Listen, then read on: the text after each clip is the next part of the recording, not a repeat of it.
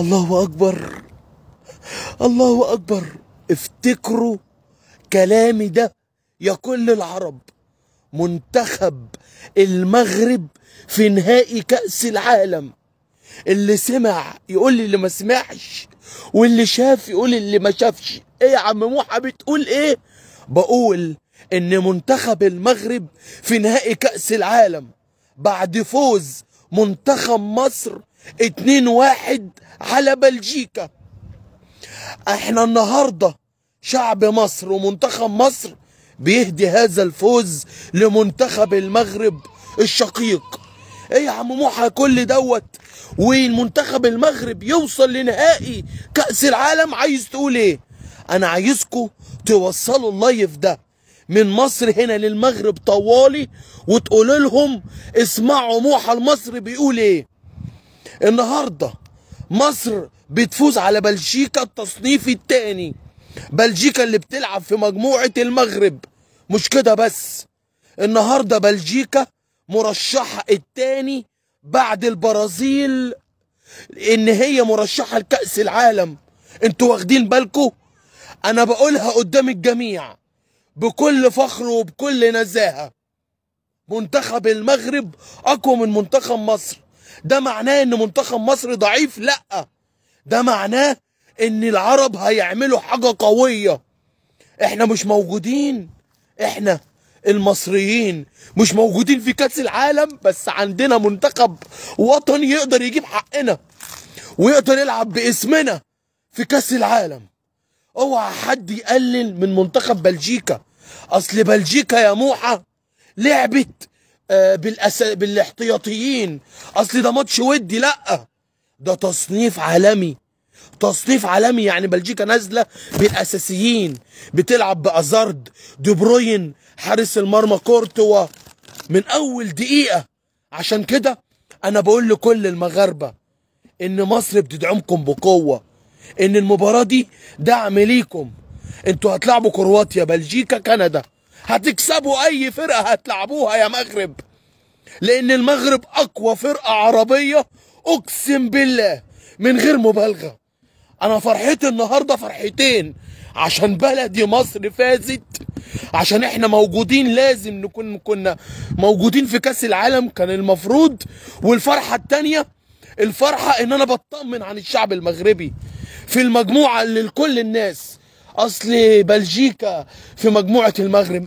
يعني ايه بلجيكا؟ يعني ايه بلجيكا؟ ردوا عليا. يعني ايه كرواتيا؟ ازارد، ها، دبوري، قولوا لي يعني ايه؟ ولا اي حاجه.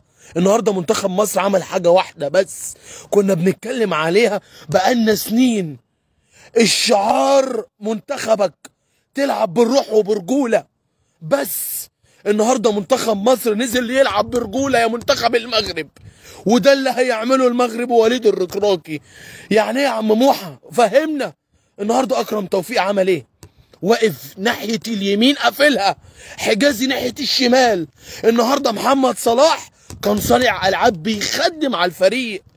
شفت النهارده مصطفى محمد هدف، تريزيجيه هدف، وضيعنا هدفين حقيقيين في بلجيكا اللي الكل بيقول لك التصنيف العالمي الثاني والمرشحه بعد البرازيل بكاس العالم. يبقى المغرب الابطال الاقوى من منتخبي. وانا يا جماعه، ده انا مش بقلل من منتخب مصر، اقسم بالله مش بقلل من منتخب مصر، ولكن انا بقول الحقيقه. مغرب ومصر واحد. انا بشكر ربنا والظروف، وبشكر الاتحاد الدولي اللي عمل مباراه وديه بين منتخب مصر وبلجيكا قبل كأس العالم. شفت النهارده، شفت تيري هيراني واقف على الخط بيتجنن. ايه ده يا جماعه؟ ايه ده المغرب اقوى من مصر. مصر تكسب بلجيكا 2-1 مع الرأفة. انا بقول لكابتن وليد الركراكي، وبقول لاشرف حكيم وحكيم زياش، وبقول للشعب المغربي، انا عايز الفيديو ده يوصل ليكوا كلكوا، وافتكروا كلامي انا بقولها قدام الجميع. منتخب المغرب اللي هيمثل بلدي مصر وكل العرب هيوصل لنهائي كأس العالم. واقول لكم على حاجة كمان، ممكن المغرب تاخد كاس العالم. مفيش حاجه بعيده ولا مستحيله. اسمعوا اللي بقول لكم ايه يا موحى، دي هبت منك. انا بتكلم كوره، انا بتكلم كوره. اقوى فرق موجوده في مجموعه المغرب بلجيكا، كرواتيا، كندا اقوياء بس مش زي بلجيكا. العالم كله مرشح البرازيل والتاني بلجيكا. مصر كسبتها على المستريح 2-1 مع الرأفة. المغرب الأقوى بقى، الأقوى من منتخب مصر مع احترامي البلدي، بس نتكلم بعيد يا جماعة عن التطبيل. اتحاد كرة مغربي قوي، مدرب قوي وطني، لعيبة عالمية. عندك أشرف حكيمي، حكيم زياش، سفان بوفالة، عبد الرازق حمد الله. كل الخطوط المغربية كلها مكتملة. حتى أنس اللي جه ما كان أمين حارس. فالحمد لله فوز النهارده بيطمني وبيقول لكل حد حاقد عن منتخب المغرب افهم وفوق. المشكلة مش مشكلة أنا آسف مكسب ولا بطولة ولا غيره. إحنا العرب خلونا نقدم رسالة حب، رسالة وطنية للعالم كله، إن العرب كلهم واحد. إحنا مصر مش في كأس العالم برجالتنا بس، موجودين بقلبنا وبروحنا، موجودين في منتخب المغرب اللي هيلاعب كرواتيا وبلجيكا وكندا، وهيصعد أول المجموعة على حساب أي حد. لأن أنا قلت لكم العرب عندهم قوة. بس يا جماعة ندعم بجد. النهاردة المعلق الكويتي، شفت يا جماعة، شفت اللي اتفرج على المباراة، شفت بيتكلم ازاي عن اكرم توفيق الاسد والشناوي. شفت يا جماعة العرب بنحب بعض ازاي. عشان كده النهاردة انا بتكلم اقوى كلام عن المغرب ومصر يا موحى. مصر والمغرب ايه واحد. اضحك يا بقي. انا عايز الفيديو ده يوصل لكل الشعب المغربي. قولوا لهم كل مصر باسم كل مصر وباسم كل واحد في اللايف.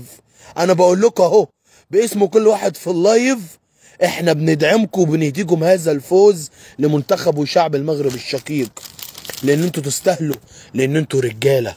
دي الحقيقه يا جماعه. احنا المصريين من هنا، وبقول لكم باسم ال 120 مليون مصري مع المغرب في كاس العالم، وبنهدي هذا الفوز للمغرب. احنا يا جماعه بنلعب مباراه وديه، احنا خارج كاس العالم، واحنا كلنا حزنة على منتخبنا اللي كان المفروض يكون في كاس العالم على حساب السنغال. ولكن هنتعلم وبنتعلم، ومنتخب مصر راجع بقوة. كان نفس المباراة تتعاد، وكلام ناس كتير للأسف ما طلعش صح، ولكن أنا فرحتي فرحتين. فاللي عايز أقوله النهاردة من مباراة النهاردة نطلع بيها اللعب الرجولة. مش مهم انت بتلعب بلجيكا ولا برازيل ولا ايطاليا ولا فرنسا، المهم ان انت نازل واثق في منتخبك، واثق في الفلانه اللي انت لابسها. وانا متاكد ان الشعب المغربي هياخد هذه المباراه عباره كبيره ليه، وهيلعب عشان هو الاقوى العربيه، عشان صفوفه الحمد لله ونمسك الخشب ما بنحسدش مكتمله. عشان كده يا جماعه انا بقول لكم اللايف ده لازم يظهر لكابتن لوليد الركراكي والاشرف حكيمي ولكل الشعب المغربي في قطر بره قطر. قولوا لهم موحى بيأكد لكم انكم في النهائي كأس العالم. منتخب المغرب اسود الاطلس يقدروا يسحقوا اي فرقه اي من تكن هي مين، عشان ده فريق عالمي. اللي كسب جورجيا 3-0 مع الرأفة، كسب تشيل 2-0. بلاش تحقدوا، خلونا مع الناجح، خلونا مع البطولة الرسمية. طبعا انا بفتخر وبتشرف بمنتخب مصر. الفوز اللي جه في وقت صعب جدا، جه في وقت احنا كلنا زعلانين ان احنا مش موجودين في كاس العالم، ولكن دلوقتي احنا فرحانين من مصر علشان كسبنا بلجيكا اللي قالك دي تاني فرقة مرشحة لكاس العالم اللي في مجموعة المغرب. هتفوزوا يا مغرب على اي فرقه هتلعبوها، ومن ارضي هنا مصر بدعمكم بقوه. اتمنى الفيديو ده يظهر لكل الشعب المغربي في كل بيدج وفي كل جروب وفي كل حته وفي كل اركانهم. قولوا لهم منتخب مصر بيهديكم هذا الفوز، وبيقول لكم احنا معاكم بالروح ومعاكم بقلوبنا وبكل شيء، عشان انتوا بتمثلونا. خدوا حقنا في كاس العالم. انا بعتبر بلدي مصر في كاس العالم عشان المغرب ومصر واحد، حتى تونس بتمثل مصر. عمري ما هنسى منتخب تونس، ولكن انا حب الشعب المغربي علشان شعب كروي عنده رياضة، عنده وعي قوي. قدر يرجع حكيم زياش، حمد الله، قدر لاعب انس يسيب بلجيكا. عرفتوا ليه انس يا جماعة الزروري ساب بلجيكا وجه المغرب؟ عشان ده شعار وطنه، عشان يا جماعة ده وطنه الشقيق المغرب. المغرب والعرب هيعملوا انجاز تاريخي في كاس العالم. اللايف ده انا بعمله من كل قلبي، بكل قلبي، وكل كلمة بقولها اقسم بالله طالعة من قلبي هنا، دعما وحبا لمنتخب المغرب الشقيق. اي حد بيهاجمني عشان منتخب المغرب، انا مش سامعك ولا انا شايفك ولا هبص ليك. انا وكل بجاتي وكل رجالة مصر بتدعم منتخب المغرب في كاس العالم. ايه يا موحى مغرب مغرب مغرب؟ لان المغرب مصر ومصر مغرب، والمغرب في كاس العالم باسم كل العرب وباسم مصر. ان شاء الله وليد الركراكي هيرفع كاس العالم. يا موحى انت صعب، حلمك كبير يا جماعة، نصدق حلمنا. وبقول للمغرب صدقوا نفسكم وهتقدروا تفعلوا المستحيل. اول خطوة الصعود من المجموعة ان شاء الله، ومش مهم هتلعبوا مين، عشان انتوا عندكم فريق قوي وعندكم مدرب قوي وجمهور قوي، صدقوني. وانتوا معاكم كل العرب بتشجعكم، انتوا اقوياء يا شعب المغرب الشقيق. النهارده انا اقدر اقول فخور بالمدرب ومنتخب مصر بلدي، ومحمد صلاح احسن لاعب في العالم، تريزيجيه، مصطفى محمد الشناوي، اكرم الراجل. انا فخور جدا جدا برجالتنا النهارده، بس بعد فوات الاوان. بس مش مشكله، هنعيد حساباتنا وان شاء الله هنرجع منتخبنا لاعلى الصفوف. ان شاء الله المغرب هتصعد في اول المجموعه في نهائيات كاس العالم. وسجلوا اللايف ده بعد اذنكم عندكم، ارجوكم يا شعب المغرب الشقيق، خلوا كل المغاربه وكل اللاعيبه يوصل لها اللايف ده بعد اذنكم. ده رساله دعم وقوه لكل لاعيبه والشعب المغربي الشقيق والكابتن وليد الركراكي من بلدي هنا مصر. احنا مش بنطبل لكم ولا بنحبكم شو، ده بقلبنا بجد، واحنا بنحبكم زي نفسنا بالظبط. كل الدعم والقوة والمحبة للشعب المغربي الشقيق والكابتن وليد الركراكي. اضحك يا بقي اضحك يا حنكي اضحك يا خشمي محدش ينسى يعمل لي لايك بمناخيره وشير في كل حتة. سلام عليكم.